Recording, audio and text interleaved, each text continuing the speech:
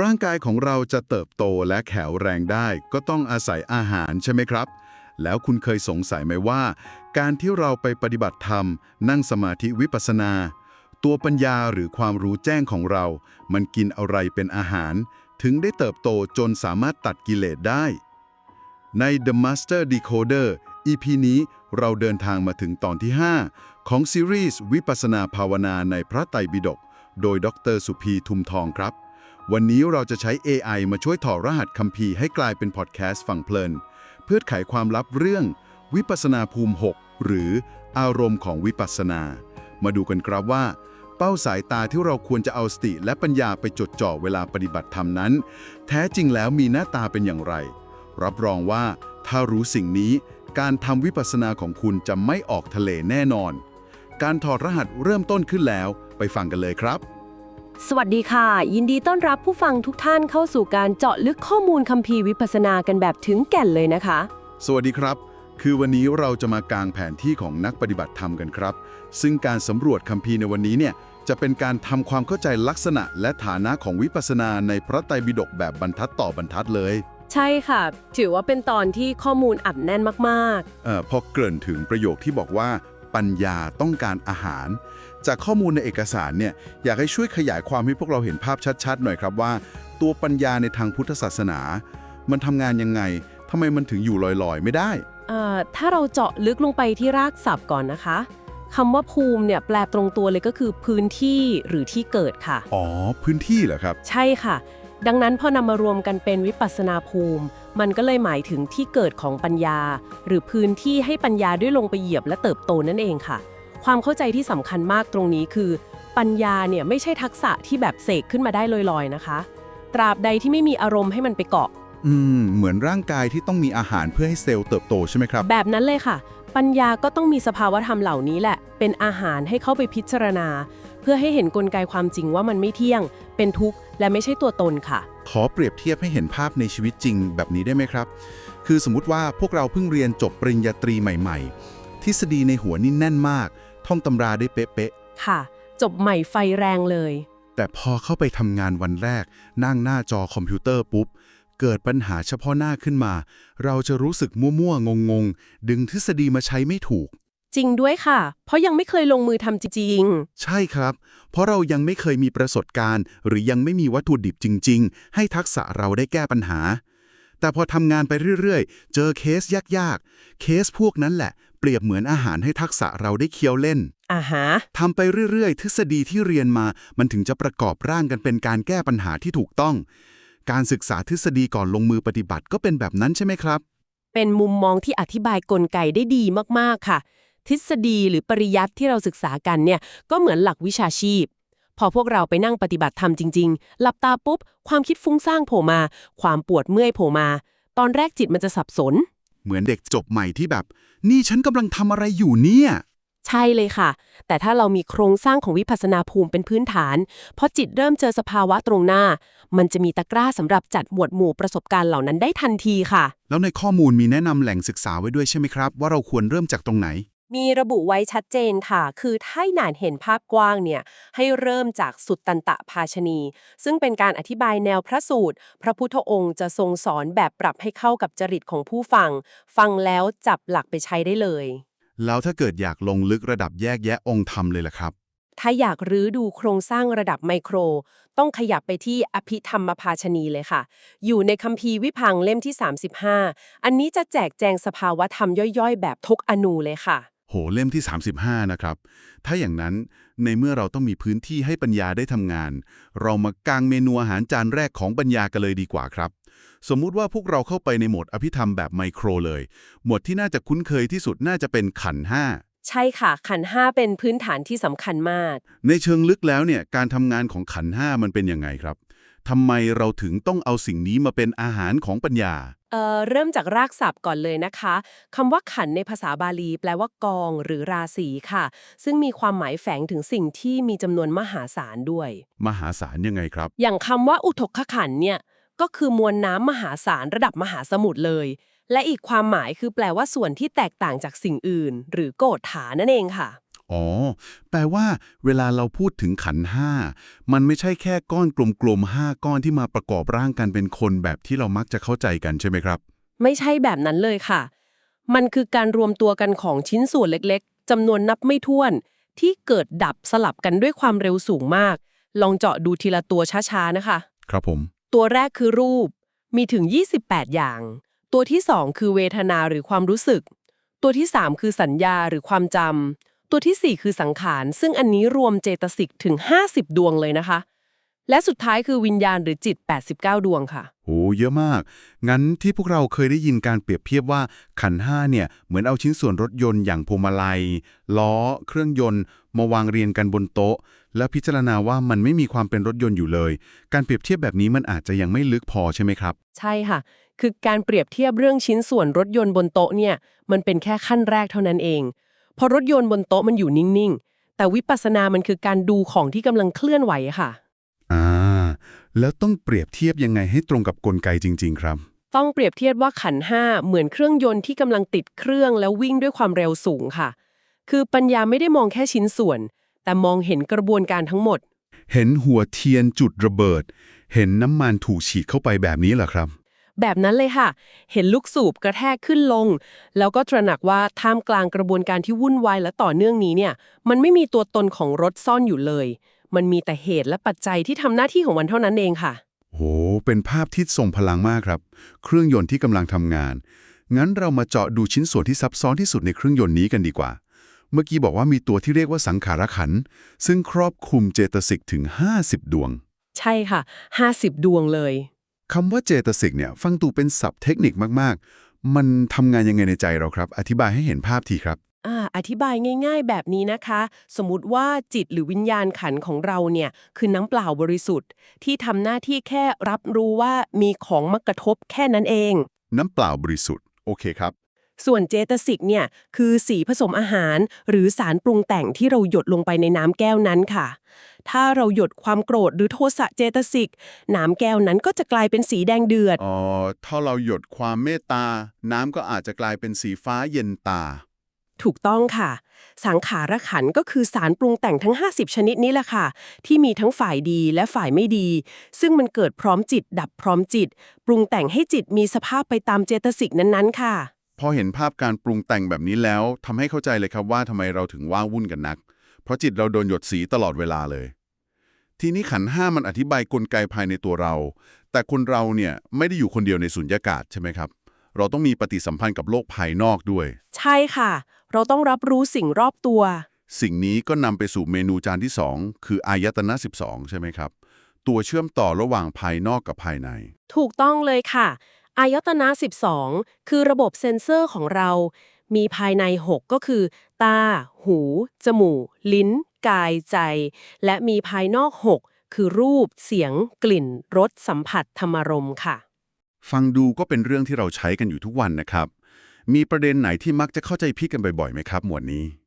มีจุดสำคัญเลยค่ะ คือคำว่าธรรมายตนะ หรือสิ่งที่ใจเข้าไปรับรู้เนี่ยแหละค่ะ คนส่วนใหญ่มักจะคิดว่ามันคือแค่ความคิดนึกทั่วๆไป ใช่ครับ ผมก็คิดแบบนั้น แต่ในระดับองค์ธรรมเนี่ยธรรมายตนะครอบคลุมไปถึงเจตสิกทั้งหมด รูปที่ละเอียดมากๆ และที่สำคัญที่สุดคือ ครอบคลุมเป้าหมายสูงสุดอย่างนิพพานด้วยค่ะ เดี๋ยวนะครับ ขอเบรกตรงนี้เลย แปลว่าถ้านิพพานจัดอยู่ในธรรมายตนะ นิพพานก็เป็นอารมณ์ หรือสิ่งที่ใจสามารถเข้าไปรับรู้ได้เหมือนกันเหรอครับ ไม่ใช่สถานที่ที่เราตายแล้วไปเกิดใหม่ใช่ไหม ไม่ใช่สถานที่แน่นอนค่ะ นิพพานเป็นสภาวธรรมชนิดหนึ่ง ที่จิตสามารถเข้าไปรับรู้ได้ หรือเรียกว่ามีนิพพานเป็นอารมณ์ได้ เมื่อจิตถูกพัฒนาจนถึงระดับที่พร้อมค่ะ น่าสนใจมากครับ งั้นเรามาทดสอบกลไกนี้ในสถานการณ์จริงที่ดีกว่า สมมุติว่าในชีวิตจริงไม่ต้องถึงขั้นรับรู้นิพพานหรอกครับ เอาแค่เรากำลังเดินอยู่ดีๆ แล้วมีคนตะโกนด่าเราทอยหยาบคายเลย ปรี๊ดเลยครับทีนี้ น่าจะปรี๊ดกันทุกคนนะคะสถานการณ์นี้ ใช่ครับ เมนูอาหารของปัญญาหมวดไหน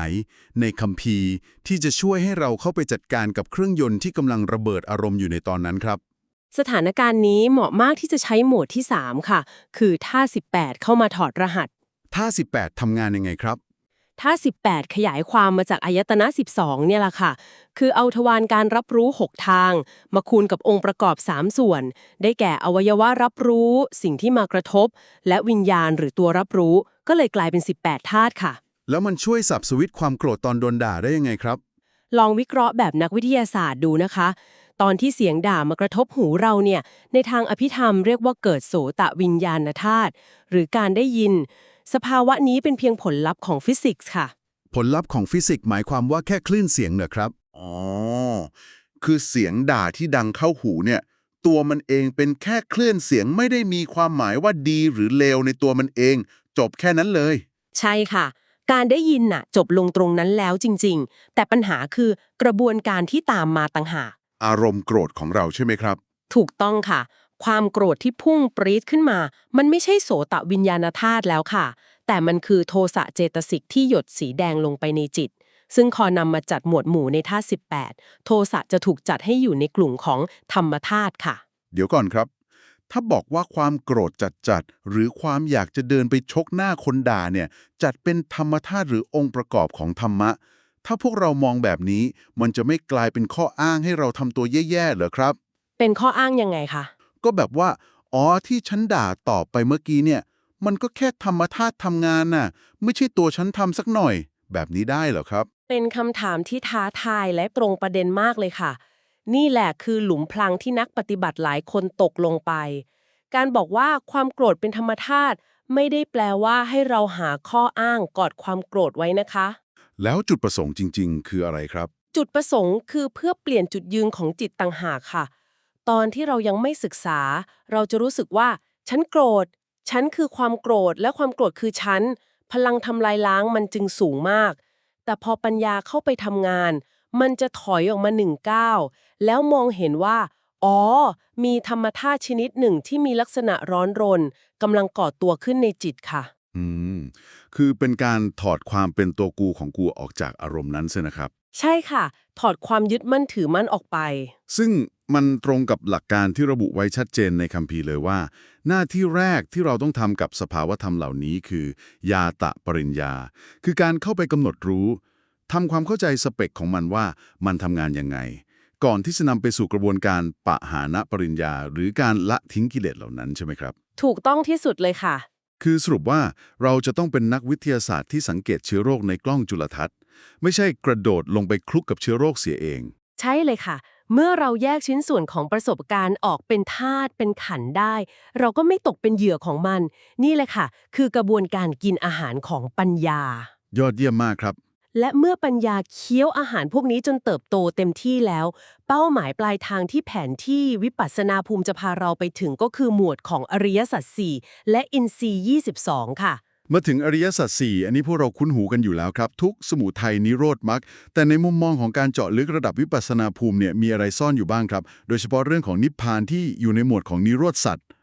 ในเอกสารได้อธิบายไว้ลึกซึ้งมากเลยค่ะ ว่านิพพานมีชื่อเรียกเป็นร้อยๆชื่อเลย ขึ้นอยู่กับว่าเราจะอธิบายมุมไหนของสภาวะนั้นค่ะ โอ้เป็นร้อยชื่อเลยเหรอครับ ยกตัวอย่างให้ฟังหน่อยครับ เช่นเรียกว่าอนาลัย คือความหลุดพ้นจากความอาลัยอาวรณ์ไม่ติดข้อง หรือเรียกว่าตัณหคโย คือความสิ้นไปแห่งตัณหาค่ะ ขอแย้งนิดหนึ่งครับ พอได้ยินคำว่าความสิ้นตัณหา มันทำให้พวกเราแอบรู้สึกว่า นิพพานเป็นเหมือนรางวัลที่เราต้องสร้างขึ้นมาหรือเปล่าครับ คือเราต้องออกแรงนั่งสมาธิกำจัดตัณหาให้หมดเกลี้ยงก่อน แล้วนิพพานถึงจะปรากฏตัวขึ้นมา เป็นผลผลิตจากการกระทำของเรา อันนี้เป็นความเข้าใจผิดระดับคลาสสิกเลยค่ะ และถ้าเข้าใจผิดตรงนี้เนี่ย การปฏิบัติจะกลายเป็นการวิ่งไล่จับเงาตัวเองทันทีเลยค่ะ ยังไงครับ คือนิพพานไม่ใช่สิ่งที่เราสร้างขึ้นมาได้ค่ะ นิพพานไม่ได้เพิ่งเกิดตอนที่เรากำจัดตัณหาหมด แต่นิพพานเป็นสภาวะที่ไม่อิงอาศัยเหตุปัจจัย มีของมันอยู่แล้ว ไม่เกิดไม่ดับ มีอยู่ตลอดเวลาค่ะ อ้าว ถ้านิพพานมันมีอยู่ตลอดเวลา แล้วทำไมพวกเราต้องมานั่งปฏิบัติธรรมด้วยล่ะครับทำไมเราไม่แค่นั่งดูทีวีอยู่บ้านชิวๆถ้านิพพานมันก็อยู่ที่นั่นอยู่แล้ว ดิฉันขอเปรียบเทียบแบบนี้นะคะ คลื่นวิทยุของสถานีเพลงเพราะๆเนี่ย มันมีอยู่ในอากาศรอบตัวเราตลอดเวลาไหมคะ ก็มีอยู่ตลอดเวลานะครับ ใช่ค่ะ แต่ถ้าวิทยุเรายังจูนคลื่นไม่ตรง เราก็จะได้ยินแต่เสียงซ่าๆถูกไหมคะ การที่เราต้องมานั่งปฏิบัติธรรมเจริญมรรคสัตว์เนี่ย ก็คือการค่อยๆหมุนปุ่มจูนคลื่นวิทยุในใจเรานี่แหละค่ะ อ๋อเห็นภาพเลยครับนิพพานมีอยู่แล้ว แต่จิตของเราในสภาวะปกติยังไม่มีความละเอียดพอที่จะรับรู้ หรือไม่มีนิพพานเป็นอารมณ์ เราจึงต้องจูนจิตให้ละเอียดขึ้น จนกว่าอินทรีย์ของเราจะแก่กล้าพอที่จะจับคลื่นนั้นได้ค่ะ โอ้โหอุปมาเรื่องคลื่นวิทยุนี่เคลียร์มากครับแล้วคำว่าอินซีย์ในหมวดอินซีย์22ที่บอกว่าต้องรอให้มันแก่กล้าเนี่ยมันทำงานยังไงครับคำว่าอินทรีย์แปลว่า สภาวะที่เป็นใหญ่ หรือมีอำนาจในขอบเขตหน้าที่ของตนค่ะ อย่างเช่นจักขุนซี่หรือประสาทตา ก็เป็นใหญ่ในการมองเห็น หูจะมาแย่งหน้าที่ตาเพื่อดูรูปไม่ได้ แล้วมันเกี่ยวกับการจูนคลื่นยังไงครับความในที่ซ่อนอยู่ในหมวดอินทรีย์22 ก็คือการเตือนสตินักปฏิบัติค่ะ ว่ากระบวนการจูนคลื่นเนี่ยเราไม่มีสิทธิ์ไปบีบคอหรือเร่งผลลัพธ์มันได้ เราไม่สามารถสั่งจิตว่าจงบรรลุธรรมเดี๋ยวนี้ คือสั่งไม่ได้เลย ไม่ได้เลยค่ะ สิ่งเดียวที่เราทำได้คือ การสร้างเหตุปัจจัยให้พร้อม รดน้ำพรวนดินไปเรื่อยๆ เมื่ออินทรีย์ต่างๆ อย่างศรัทธา วิริยะ สติ สมาธิ ปัญญา มันสมดุลและสุกงอมเต็มที่ การรู้แจ้งมันจะคลิกของมันเองค่ะ เป็นการสอนให้พวกเราปล่อยวางความตึงเครียดในการปฏิบัติได้ดีมากเลยนะครับ ทีนี้พอเราเห็นภาพรวมแล้วทั้งเครื่องยนต์ขันธ์5ระบบเซ็นเซอร์อายตนะ12การปะทะกันในธาตุ18เป้าหมายอริยสัจ4และความสมดุลของอินทรีย์22ทั้งหมดเนี้ยมันดูเป็นชิ้นส่วนที่กระจัดกระจายกันอยู่ อะไรคือฟันเฟืองหลักที่คอยหมุนให้ชิ้นส่วนเหล่านี้ทำงานเชื่อมโยงกันครับกฎสูงสุดที่เป็นเหมือนแกนกลางของจักรวาลภายในตัวเราเลยนะคะ ก็คือปฏิจจสมุปบาทค่ะกฎแห่งความเป็นเหตุและผลที่อิงอาศัยกันเกิดขึ้นเฟืองทุกตัวที่กระจัดกระจายอยู่จะถูกร้อยเรียงกันด้วยกฎนี้ค่ะ อ๋อปฏิจจสมุปบาทนั่นเอง แต่ว่ามีจุดหนึ่งในเรื่องนี้ที่คนมักจะสับสนมาก และถ้าเข้าใจผิดแผนที่วิปัสสนาของเราจะพาหลงทางไปคนละทวีปเลยนะคะ โหจุดไหนครับเนี่ยที่ทำให้แผนที่เพี้ยนได้ขนาดนั้นมันคือจุดที่วงจรเริ่มต้นเลยค่ะ ประโยคที่ว่าอวิชชาปัจจยาสังขารา เพราะความไม่รู้หรืออวิชชาเป็นปัจจัย จึงเกิดการปรุงแต่งหรือสังขาร ปัญหาคือคำว่าสังขารนี่แหละค่ะ สังขารทำไมเหรอครับจำตอนที่เราคุยกันเรื่องขันธ์ห้าได้ไหมคะ เราบอกว่าสังขารขันธ์เนี่ยคือเจตสิกถึง50ดวงใช่ไหมคะ ครอบคลุมอารมณ์สารพัดอย่าง ใช่ครับที่เราเปรียบเหมือนสีผสมอาหารหยดลงไปในน้ำถูกต้องค่ะ แต่ในวงจรปฏิจจสมุปบาทเนี่ยคำว่าสังขารตรงนี้องค์ธรรมระบุชัดเจนเลยนะคะ ว่าหมายถึงเจตสิกเพียงแค่ดวงเดียวเท่านั้นค่ะ เดี๋ยวนะครับจาก50ดวงเหลือแค่ดวงเดียว แล้วมันคือดวงไหนครับ มันคือเจตนาเจตสิกค่ะ หรือตัวเจตนาในการทำกรรมนั่นเอง อือหือ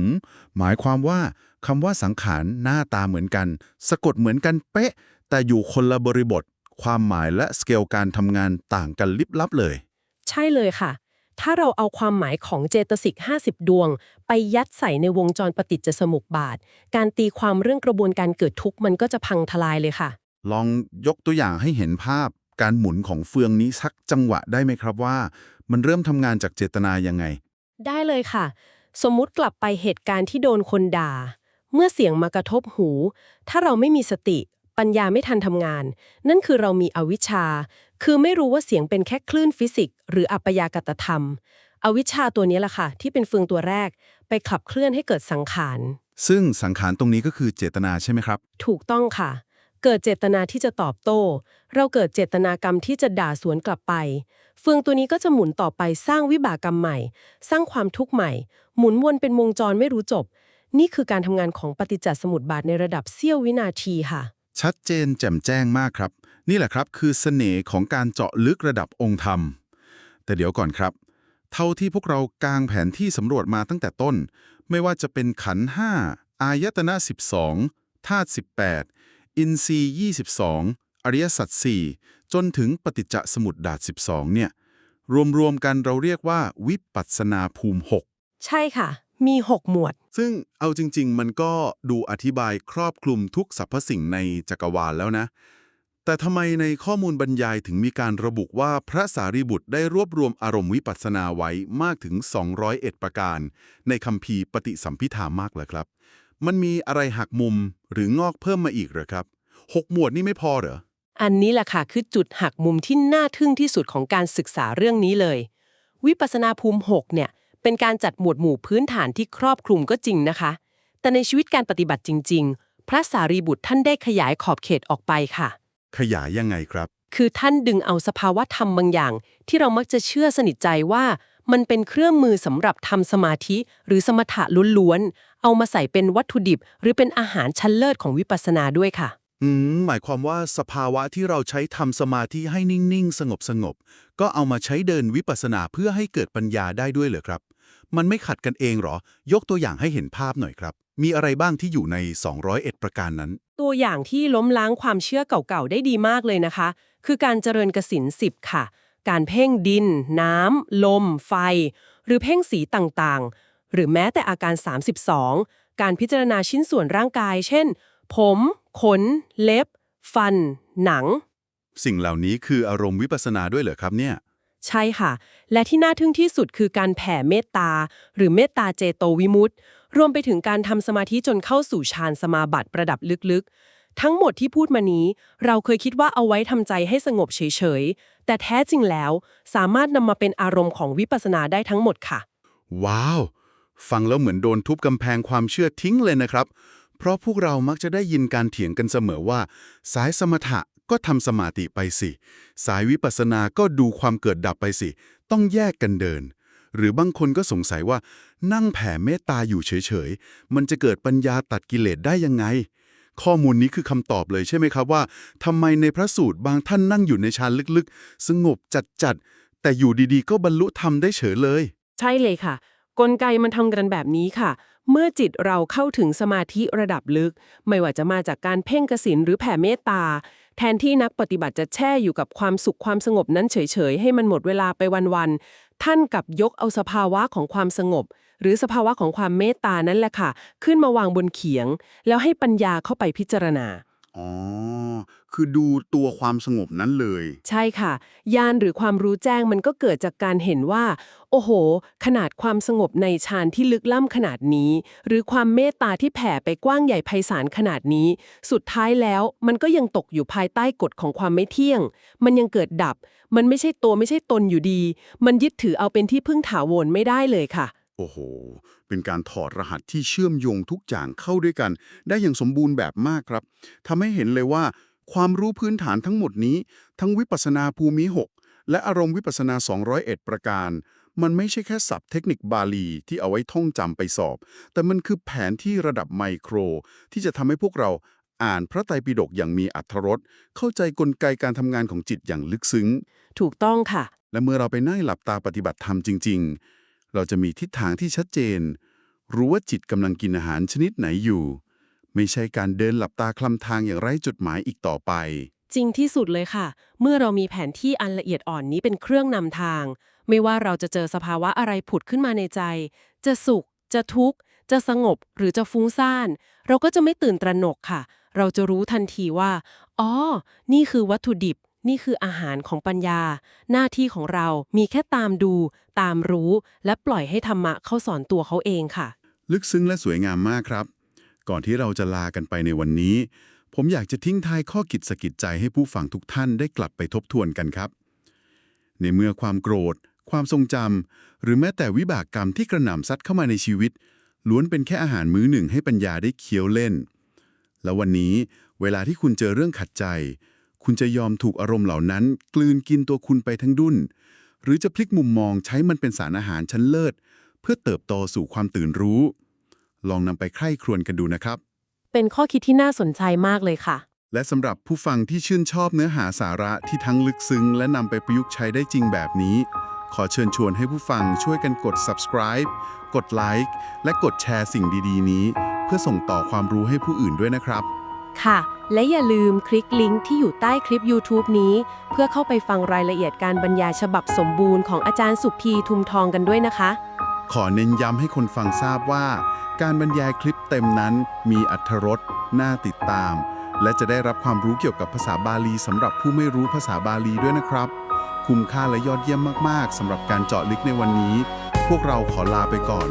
สวัสดีครับ สวัสดีค่ะ